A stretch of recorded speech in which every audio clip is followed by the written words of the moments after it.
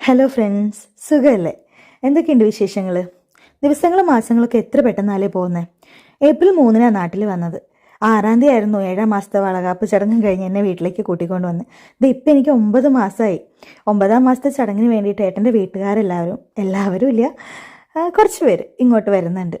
അപ്പോൾ അതിൻ്റെ ഒരുക്കമാണ് ഇന്ന്. അവിടെ ബഹ്റൈനിൽ ജോലിക്ക് പോയിരുന്നപ്പോൾ രാവിലെ ഒരു 5:45 ബസ് വരും കേട്ടോ.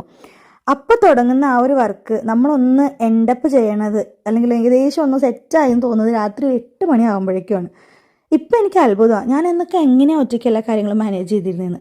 ഒറ്റയ്ക്ക് എന്ന് പറഞ്ഞാൽ നുണയായി പോവും, കാരണം നല്ല അത്യാവശ്യം അടിപൊളി കട്ട സപ്പോർട്ടായിട്ട് ഏട്ടനുണ്ടായിരുന്നു കൂടെ. എന്നാൽ പോലും ഒരു അത്ഭുതമാണ് എനിക്കിപ്പോൾ അത് ആലോചിക്കുമ്പോൾ.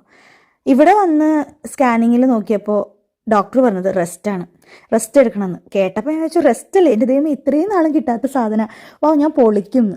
ഇവിടെ വന്നൊരു 2 ദിവസം കഴിഞ്ഞപ്പോഴേക്കും ടയേർഡായി.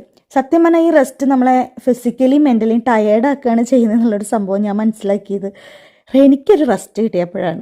റെസ്റ്റ് വേണ്ട കേട്ടോ, റെസ്റ്റ് ഇല്ലാണ്ട് ആക്റ്റീവായിട്ട് മുന്നോട്ട് പോകുന്നതാണ് എപ്പോഴും നല്ലത്. ബൈ നമ്മൾ ടോപ്പിക്കിൽ നിന്ന് ചെറുതായിട്ടൊന്ന് തെന്നിമാറിയോ എന്നൊരു സംശയം. ഒരുങ്ങാൻ വന്നതല്ലേ അല്ലേ? ഈ സാരിയും ബ്ലൗസും എങ്ങനെയുണ്ട്? നിങ്ങൾക്ക് ഇഷ്ടപ്പെട്ടോ ഇല്ലെന്ന് പറയണം കേട്ടോ. എൻ്റെ അല്ല, അമ്മയുടെയാണ്. ബ്ലൗസും അമ്മയുടെയാണ്, സെറ്റും മുണ്ടും അമ്മയുടെയാണ്. എനിക്ക് ഈ ടൈമിൽ ഒന്നും കറക്റ്റായിട്ട് പാകമല്ല. എന്തിനാണ് വെറുതെ പുതിയത് വാങ്ങിച്ച് സ്റ്റിച്ച് ചെയ്താലും കുറച്ച് കഴിയുമ്പോൾ അത് അളവായിരിക്കില്ല. അതുകൊണ്ട് ഞാൻ എന്ത് ചെയ്തു, അമ്മയുടെ തന്നെ എടുത്തു.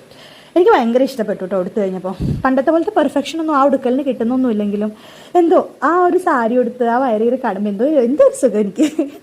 പിന്നെ ഓർണമെൻറ്റ്സിൻ്റെ കാര്യം പറയുകയാണെങ്കിൽ എൻ്റെ ഏട്ടൻ്റെ ഒരു ബെസ്റ്റ് ഫ്രണ്ടായിട്ടുള്ള, ഞാൻ ഏട്ടനെ പോലെ കാണുന്ന പ്രജോഷ് എന്ന് പറഞ്ഞൊരു ചേട്ടൻ തന്നതാണ് കേട്ടോ ഈ ഓർണമെൻറ്റ്സൊക്കെ.